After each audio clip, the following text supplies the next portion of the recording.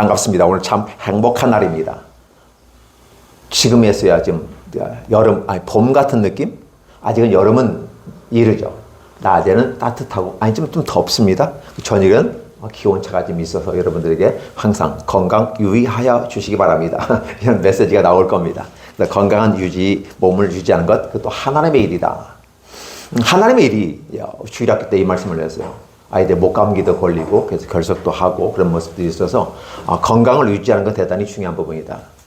건강을 관리하는 건 내 일이지 왜 하나님 일인가? 이런 생각해 보면 그래서 코에 걸면 코골이래, 귀에 걸면 귀골이라고 한번 해석을 한번 해보면 우리가 건강한 몸을 가지고 있어야 하나님께 와서 예배 드릴 수가 있습니다.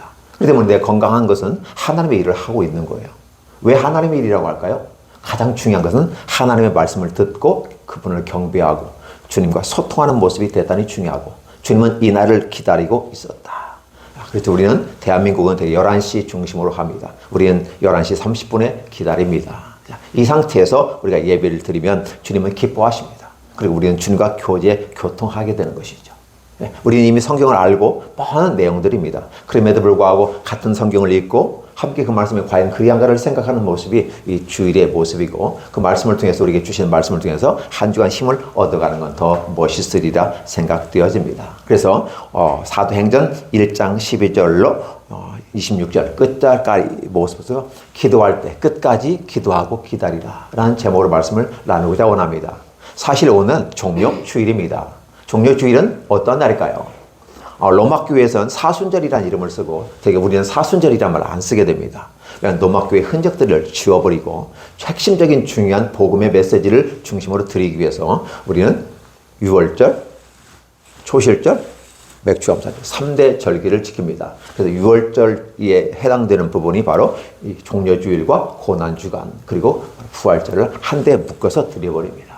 이런 모습이 우리들의 모습이에요. 그래서 되게 보면 사순절 새벽 기도하고 막 그러잖아요. 특별 기도하고 그러는데 사실은 우리는 그런데 큰 의미가 없어요.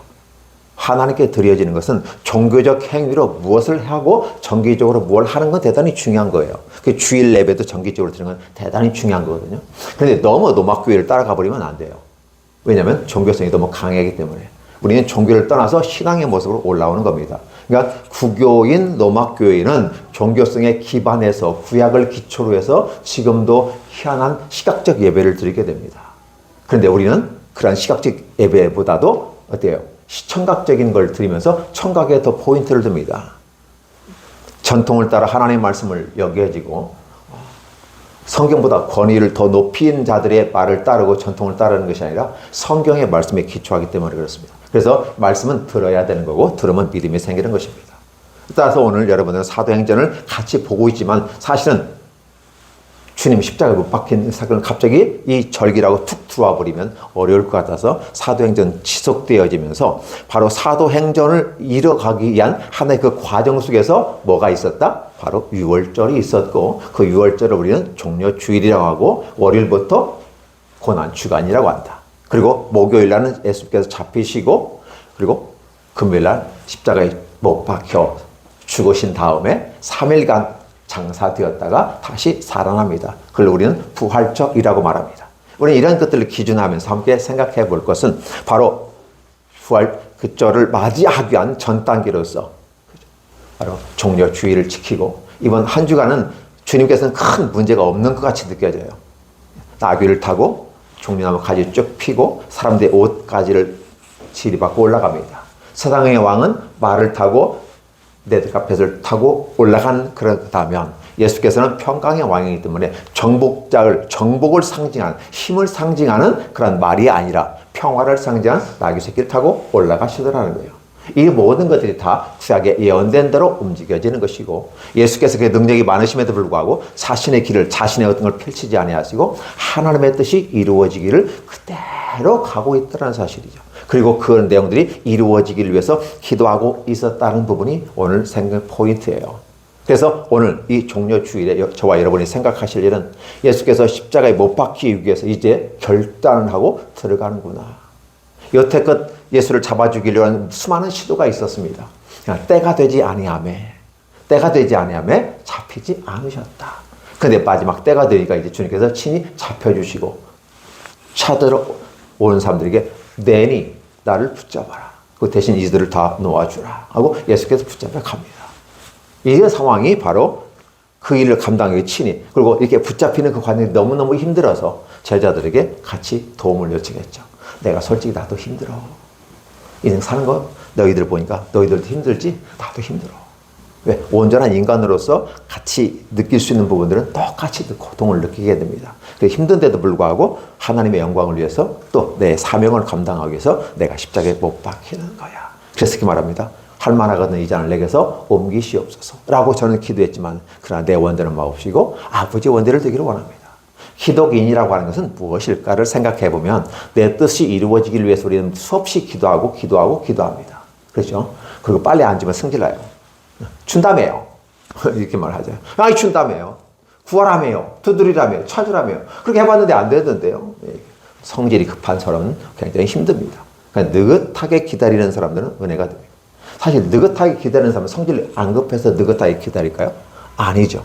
또 성질은 엄청 우리 주님은 저보다 성질이 더 급한 것 같아요. 천년을 하루같이, 하루를 천년같이. 이 표현에 따라 달라집니다. 엄청나게 오고 싶으신 분이 주님이에요. 그럼에도 불구하고 기다리시고 오셨던 주님이 드디어 십자가에 못 박혀 구원의 길을 만들어가는 이 길에 오늘 저와 여러분을 동참하고 초청하시는 것입니다. 그래서 이 주의 말씀이 저와 여러분에게 은혜가 되기를 소원하고 십자가의 구원의 길에 하나님은 여러분을 초청하기 때문에 여러분이 이미 그 고속도로를 타고 있어요. 근데 우리가 보았을 때는 고속도로인데 세상 사람들이 봤을 때는 좁은 길입니다. 그 세상 사람들에게 말합니다. 좁은 길로 들어오라. 세상 사람들이 왜 글로 들어오냐고 해요. 우리에게는 고속도로예요. 왜 고속도로일까요? 우리는 쉽잖아요. 왜 주님이 다 해놓으시고 불러주시니까 아멘 하고 따라가니까 우리는 그냥 쭉 가면 됩니다. 근데 세상 사람이 들어오려고 할 때는 그 좁은 길이 느껴져요. 왜 좁은 길을 들어오라고 하지? 대로가 많은데 예, 맞습니다. 그건 심리적인 언어의 표현이라고 보시면 좋을 것 같아요. 좁은 길이든 큰 길이든 구원의 길이 있다고 하는 것은 중요한데 그 구원의 길이 예수 그리스도예요. 묻습니다. 어디가 길이냐고 묻습니다. 어디가 길이냐고 묻습니다. 또 묻습니다. 어디가 길이냐고. 그래도 세상은 대답해 주지 않아요. 주님은 대답해 주십니다. 어느 종교를 찾아가시고 어느 스승이나 선생님을 찾아가서 물어보세요. 어디가 길이냐고 물어보세요. 대답해 줍니까? 안 해줍니다. 목사를 키운 교수한테도 제가 물어요. 학생 때 물어요. 이렇게 물었을 때 그 교수도 대답을 인생에 대한 대답을 못해요. 아니 목사를 키운 목사하고 안수 주고 신학 교수조차도 어디가 길이냐고 대답을 못해요. 자신이 길이라고도 할 수도 없고요. 예수께서 길이라고 가르쳐 주시지만 사실은 우리 안에 있으니까 그렇죠. 세상 사람들에게 예수께서 길이라고 물어보면 모르겠어요. 예수가 뭔 길이야? 저쪽에 가면 예수는 마지막 선지자급은 들어가는데 진짜 마지막 메시아는 아니야. 그 저쪽 동네 가면 또 어떻게 해요? 메시아는 아직 오지 않았어. 우린 메시아를 기다리고 있어. 라고 하는 사람들이 기다리고 있다는 거예요. 근데 우리는 뭐라고 표현합니까? 그는 실로 우리의 질고를 지고 감당하시는 메시아다라고 고백하고 이미 오셨다. 그죠? 그 오신 메시아가 오늘 저와 여러분들을 초대하고 계시다. 주일에 와서 예배드리는 것은 이게 놀라운 기적 가운데 하나예요. 우리는 과거의 모습 가운데 현재의 모습을 내가 독립을 하라고 그랬어요. 쉬운 일은 아니에요. 과거를 단절하고 어제를 단절하고 오늘 단절하는 이게 쉬운 일이 아니에요. 인생은 쉬운 게 아니에요. 왜? 연속상에 있기 때문에. 근데 단절할 수 있을까요? 없어요. 근데 기독인은 늘 단절해 가는 모습을 돼요. 왜? 바뀌고 변화된 모습으로 한 단계 한 단계 가야 되기 때문에. 근데 그 길을 위해서 주님은 차분하게 기도하면서 꾸준하게 그 길을 가고 있더라는 거죠. 주님께서 그 길을 가는 그 길의 와중에 누가 같이 갑니까? 카메라가 예수님을 비춰 나갑니다. 그럼 또 다른 세컨드 카메라가 어떻게 돼요? 가룟 유다의 모습을 비춰줍니다. 우리는 영화의 장면에서 봅니다. 한편 가룟 유다는 이렇게 표현한 거죠. 근데 가룟 유다는 어떻게 돼요? 똑똑하고 지혜로운 사람 중에 하나예요. 수가 빠른 사람이에요. 그래서 주일학교 때 이 말씀이에요. 예수 믿을 때는 너무 계산적이지 말라. 너무 똑똑하고 현명하고 효율적, 효과적으로 따지지 말라. 믿고 나면 그 효율적이고 효과적이라는 사실을 알 수 있을 텐데 지금부터 효율적이고 효과적으로 따져버리면 세상에서는 1차 학문에 따라서 보면 효율성을 따지고 효과성을 따져서 그게 있으면 좋고 없으면 때려치고 다시 방향전환하는 것이 지혜로운 것이다라고 가르친다면 하나님의 나라는 효율성과 효과성은 결과로 얘기한다. 과정 속에서는 모른다. 왜? 돌짝밭 길가밭, 가시덤불밭 효과 아무것도 없어요. 효율성도 없어요. 그런데 굿소요, 좋은 토양에, 좋은 흙에 뿌려진 씨앗은 30배, 60배, 100배의 결과를 맺어가는데 그건 효율성과 효과성을 넘어서 버리는 초과적인 기하학적인 숫자다. 사람이 생각으로 할 수 없는 일이다 라는 사실을 보여주는 것이고, 실제적으로 과연 그건 그런가라고 했을 때 우리는 이삭의 삶을 보면 이삭이 한때 농사를 지었는데 100배를 거두었더라. 엄청난 축복이 있습니다. 아니, 성경에 어떻게 100배가 나와요? 농사 지어서 100배가 나온 농사 있어요? 없어요. 자식 농사도 잘 지면 본전이고 뭐 되게 다 힘들잖아요. 근데 농사를 100배를 해서 얻었다? 하나님이 복을 주시면 그렇게 주신다는 사실을 샘플로 보여주시는 거죠. 오늘 저와 여러분들은 바로 주님께서 자신의 이 모든 일정들이 자신의 계획에서 움직여져서 효율성과 효과성을 따지는 분이 아니라 하나님께서 구약 때부터 말씀해 주신 그것을 이루어 가기 위해서 무단히 기도하고 내 뜻과 내 생각이 아니라 하나님의 뜻이 이 땅에서 이루어지다라고 말하면서 그 길을 가요. 물론 예수님도 하나님 자신입니다. 그러나 사역의 포지션상 성부 하나님과 성자 예수님은 포지션이 달라요. 하나님은 프로그래머로서 진행 계획을 한다면 바로 현재 뛰는 리더는 예수 그리스도예요. 역사 가운데 나타나신 분이 예수 그리스도예요. 그래서 구약에서도 구약에 나타난 예수 그리스도라는 책도 있어요. 메시아 예수 그리스도가 구약에서부터 활동하셨다. 이렇게 표현한 거죠. 그리고 그분이 실제 우리 가운데 오신 분이 예수이시다. 그리고 구원의 길을 만들어 오신 겁니다. 그래서 구약과 신약은 맥이 맞아떨어지는 것이고 구약과 신약으로 우리가 이해를 위해서 구별해 보지만 실제적인 부분은 메시아의 길이었다라고 표현하고 있는 거죠. 그리고 그러한 것들이 이루어지기 위해서 무단히 기도하고 1000년을 기도하셨다라고 보면 어떨까요? 그죠? 하루가 1000년까지, 1000년 하루가, 이게 주의 심정이라요.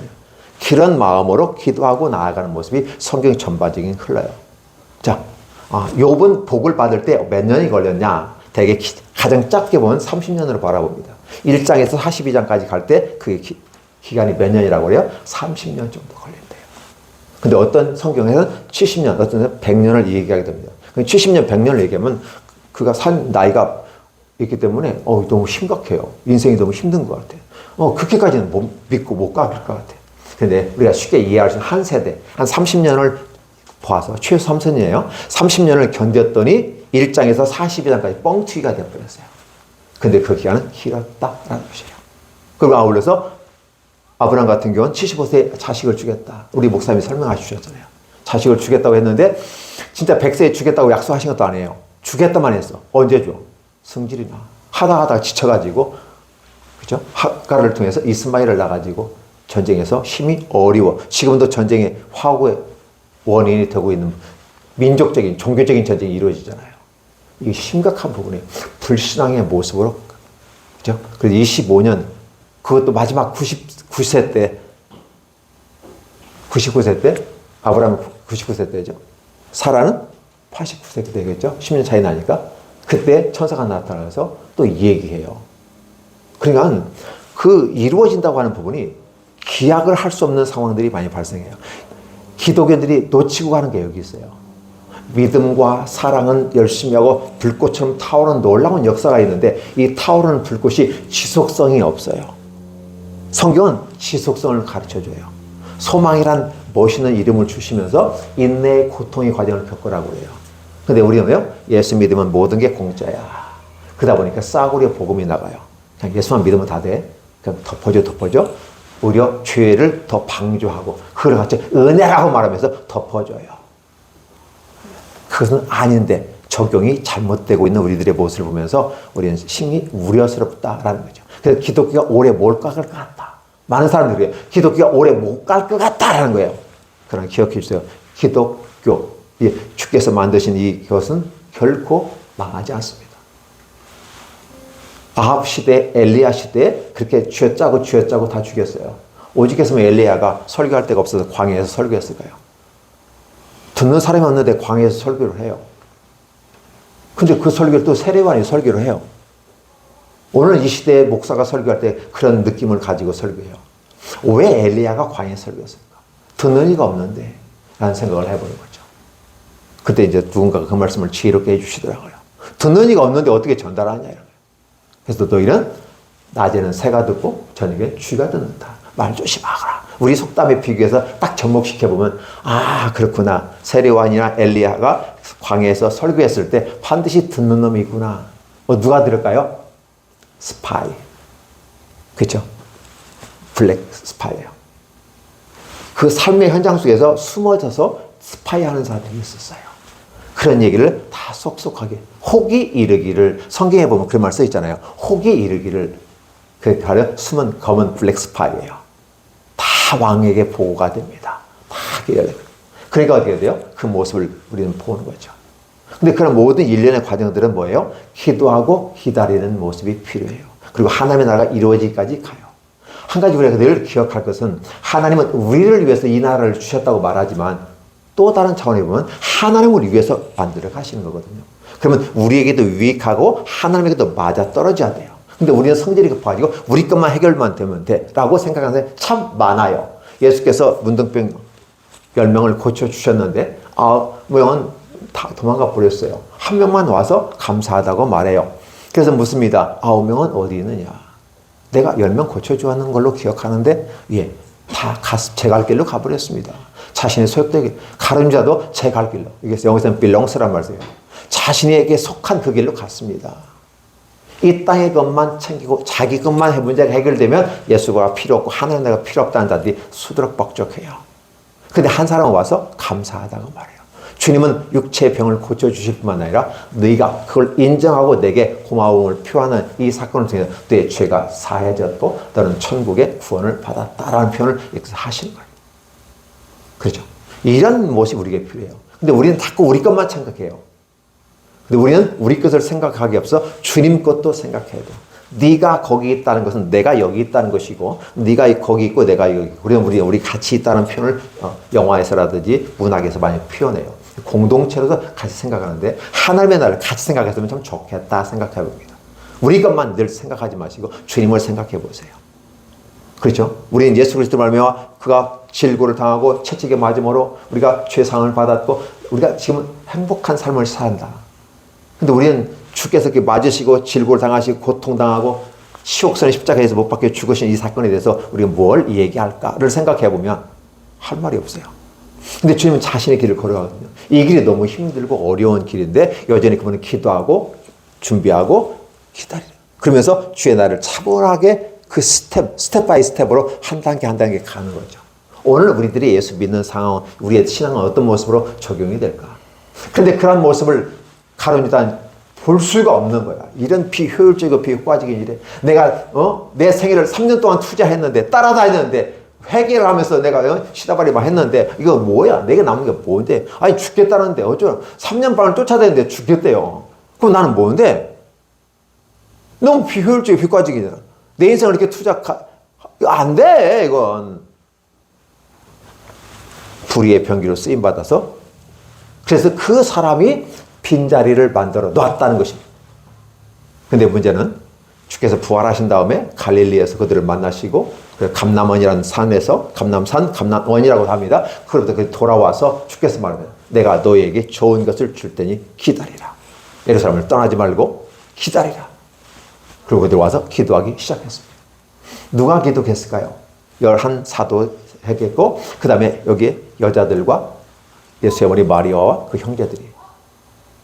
놀라운 사실이 하나 있어요. 예수께서 위대한 사역을 감당하면서 주신을 내어쫓으면서 수없이 일을 했을 때 예수의 어머니 마리아와 형제 자매들이 예수가 미쳤다고 잡으러 와서 정신병원 감금하려고 쫓아왔던 자들이에요. 그러니까 육체 가운데 있기 때문에 그가 귀한지를 몰라요. 자기 가족이 어떤 분인지를 몰라요. 굉장히 소중하다는 걸 몰라요. 그런데 성령이 임하시니까 그걸 부활하신 그 모습을 보고 그 약속을 지키고 기다리라. 무엇을 주시겠습니까? 라고요. 아브라함 같은 경우는 나는 무자의 오니 내게 무엇을 주시겠습니까? 내 상속자는 내 종 엘리에셀이다. 딱 했잖아요. 그들이 모여서 기도할 때 뭐 어떤 기도할까요? 도대체 우리가 무엇을 주시겠나이까? 기도했더니 성령이 충만히 나타나고 2장 다음에 2장부터 시작해서 성령이 어떻게 임하시는지. 그래서 제일 좋은 곳은 성령이었다. 성령 하나님이 우리에게 임하는 것이었다. 예수께서는 이제 부활에 올라가셨으니까 올라가시면서 하신 말이에요. 기다려서 기도하고 그분의 뜻을 따라서 하라. 왜? 성부와 성자로부터 발출된 성령은 저와 여러분을 온전히 이끌어 가시는, 우리 주님께서 재림하시는 것까지 우리에게 다시 한 번 더 기회해 주셔요. 사실은 구약에서 끝나버릴 이 심판이 예수께서 오셔가지고 다시 한 번 기회해 주시잖아요. 그래서 다시 한 번 두 번째 기회 줘요. 그리고 난 다음에 다시 세 번째 올 때는 짤 없어. 택도 없다 이게요. 내가 지금 부활해서 하나님 보좌 우편에 간 것은 너에게 기회를 준 거야 라고 하는 거죠. 그리고 개인적인 100세까지의 삶, 또 120세까지의 삶을 살아간 저와 여러분들이 이제 그 개인적인 종말이 기회라고 하는 거예요. 그래서 여러분 살아있을 때 잘해. 그러니까 잘해. 유행 가사의 가사처럼 살아있을 잘해. 뭘 잘하죠? 하나님을 사랑하고 이웃을 사랑하고 특별히 가족을 사랑해 주십시오. 이거 쉽지 않아요. 같이 있으면 가족은 여기서 예수께서 정신병 들렸다고 정신병에 집어넣으려고 잡으러 왔던 마리아예요. 형제들이에요.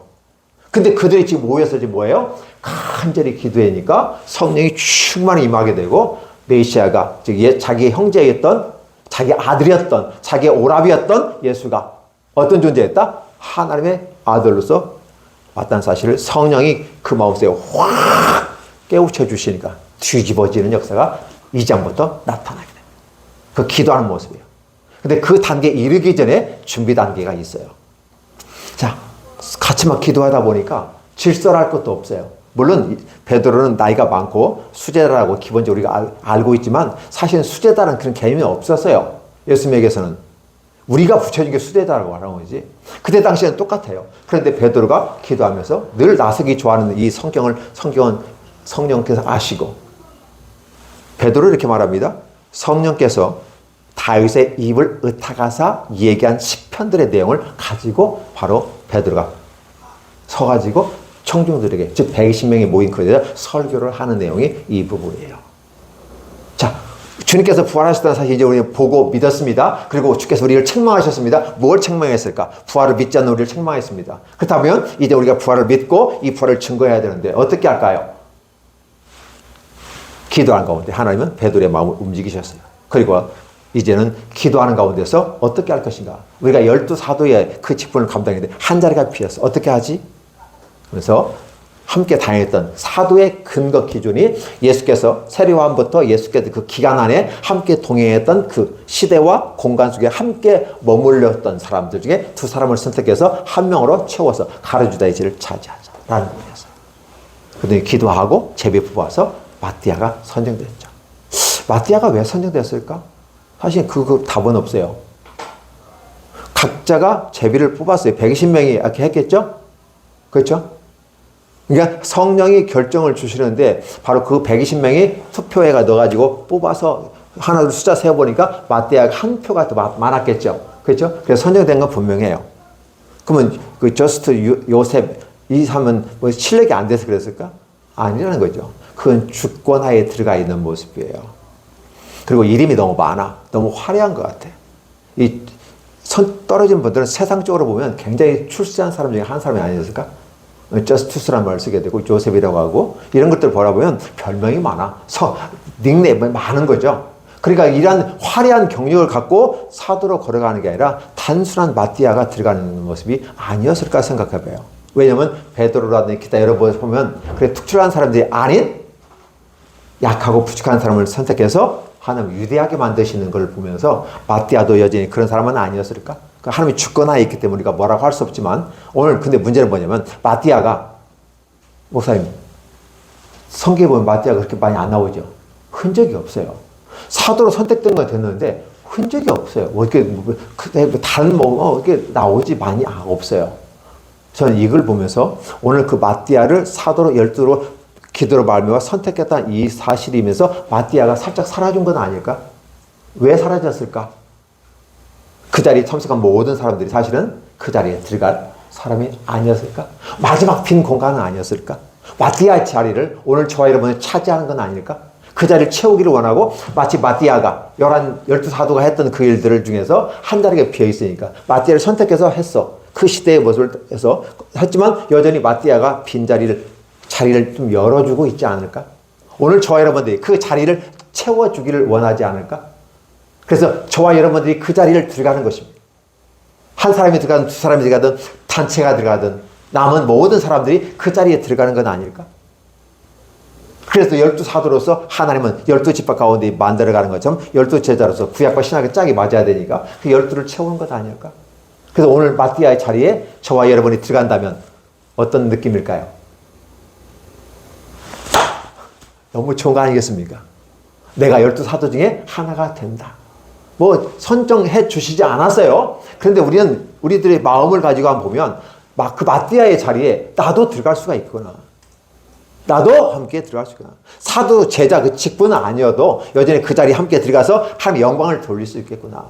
복음을 증거하는 일에 주께서 오셔서 성령을 너에게 줄 것인데 그 성령이 좋은 것으로 dynamis 능력을 줄 건데 그 파워라는 말 용어를 써요. 그 능력을 줄 건데 뭐 하려고 주었냐? 잘 먹고 잘 살라고, 네 똑똑하고 잘났다고 이런 그렇죠? 슈퍼스타의 그 개념을 갖고 살아가는 게 아니라 복음을 증거하기 위해서 능력을 줄 것이다라는 거예요. 그 저번에 말씀을 드렸습니다. 그 능력은 성령이 주시는 능력이었어요. 최종적인 능력들은 다양하게 있어요. 그죠? 경제적인 능력, 육체적인 능력, 사회적인 능력, 그죠? 이 땅에 필요한 그 기준을 바라면 그런 건 다 있을 수 있어요. 최종적으로 그 파워가 구체적으로 뭔지는 몰라요. 오카노 목사님이 늘 얘기합니다. 능력이 필요한데, 힘이 필요한데, 힘이 없다는 거죠. 그런데 구체적으로 뭐라고 말을 안 해요. 그냥 목사님들이 막 그냥 기도 많이 해서 막 짜닥 열심히 해서 능력을 받아라, 불을 받아라, 막 이런 식의 표현하는데, 과연 그게 그런 역사일까요? 진짜 온전한 기독교는 조용합니다. 불의 혀같이 갈라진 역사 속에서 이 장 위에 나타나는 성령의 강력한 나타나는 그런 말로 진동하는 역사가 나타나는 그것도 있지만 늘 그럴 수는 없어요. 그러나 그 진동하는 역사가 나타나는 그 역사가 뭘까요? 성령을 받아들이는데 제약이 된 사람들, 불같은 성령으로 그 죄를 태우면서 들어오기 때문에 진동을 하게 되는 것이죠. 그리고 결국은 정복하게 되는 개념으로 바라보시면 좋아요. 그런데 중요한 건 뭐냐면 능력은 사랑의 능력입니다. 고린도 13장에 사랑을 얘기해요. 산을 옮길 만한 믿음이 있고 뭐 할 무슨 쇼를 다 하고 뭐 다 해도 결국은 사랑 없이 하는 모든 것은 다 헛되고 말하고 있어요. 그다음에 진정한 능력은 사랑 아닐까? 왜 부흥사 목사님이나 왜 선배 목사님들은 이 파워를 사랑이라는 단어로 바꾸어주지 않았을까? 왜 설교 때 그런 얘기 하지 않았을까? 그런데 팝송에 사랑의 힘이라는 노래가 있어요. 그죠? 그죠? 더 파워풀하고 사랑의 힘. 그 노래 보면 감동이 되어집니다. 그 사랑으로 이겨나가. 그래서 중요한 것은 우리가 기도를 충만히 했을 때 은사가 나타나는 건 분명해. 내 마음에 은혜를 받고 은사가 나타나는 건 우리 삶에 필요한 거예요. 필요한 거예요. 직업도 은사 가운데 직업으로 들어가요. 칼빈 선생님이 말한 것처럼 직업으로의 초대를 통해서 놀라운 역사. 근데 더 중요한 것은 우리의 사랑이 충만해지는 겁니다. 이게 없어요. 종료주의를 하며 주께서 십자가에 못 박히셨으니까 눈물 질질 짜면서 하지만 눈물 질질 짤 때 억지로 눈물 발고 안에 불러가지고 흘릴 수 있어요. 근데 중요한 것은 그 사랑이 내 마음에 느껴지면 나도 모르게 눈물 안 넣어도 눈물이 저절로 흘려요. 주께서 왜 나를 사랑하셨는가? 그렇게 사랑하셔서 나를 죽으시기 위해서 이 종료주일이 있고 고난주간이 있고 그 고통을 견내고 그래서 희망을 주기 위해서 부활까지 주시는 주분은 진정 사랑하는 사랑의 방식을 그렇게 그래서 이러한 방식으로 나를 사랑하다고 표현해 주시겠구나.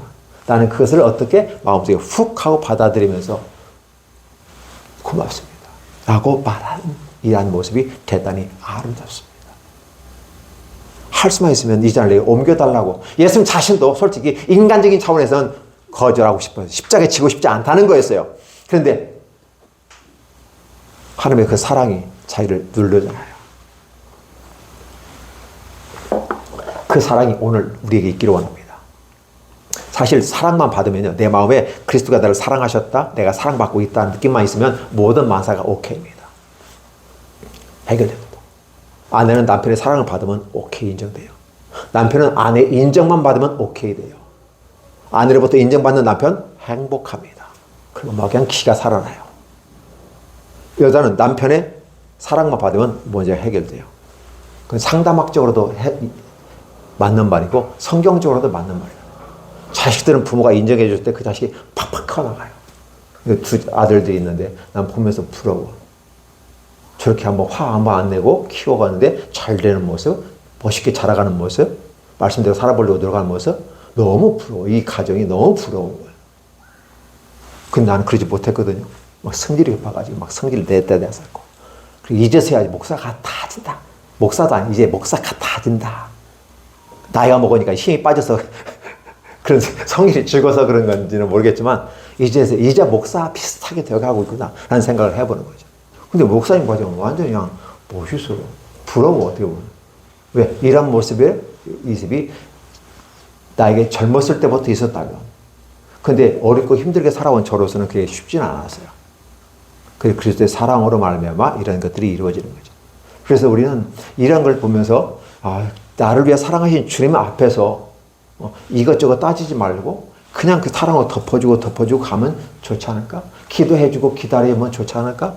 왜 우리는 자꾸 따질까? 물론 따질 거 따져야 돼요. 사기치는 놈은 분명히 구별해야 됩니다. 내가 속지 않기 위해서. 그리고 저 사람이 나를 속이는 죄를 짓지 않게 하기 위해서도 분명히 따져야지만, 그럼 웬만한 건 덮어가 버리는 거예요. 내가 덮으면 돼요.